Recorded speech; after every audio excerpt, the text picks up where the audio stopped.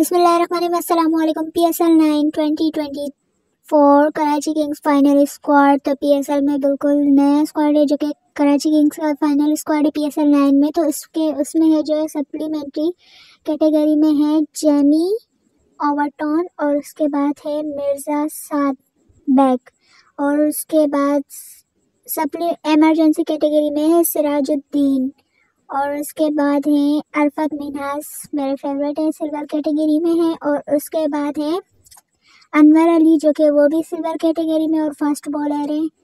तो उसके बाद जो है मोहम्मद आमिर खान, ये भी अच्छे बैट्समैन है, सिल्वर कैटेगरी में है। उसके बाद है टीम सीफोर्ड, वो भी डायमंड कैटेगरी में है। और मोहम्मद नवाज है, प्लेटिनम कैटेगरी में है।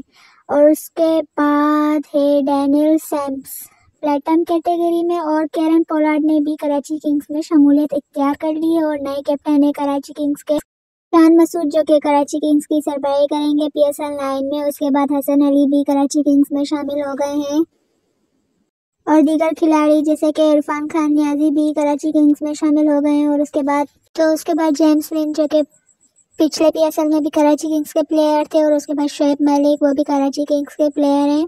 तो तब्रेज़ शम्सी और जेमी डेवरटॉन कराची किंग्स के स्क्वाड में शामिल है। तो ये है फाइनल स्क्वाड कराची किंग्स का।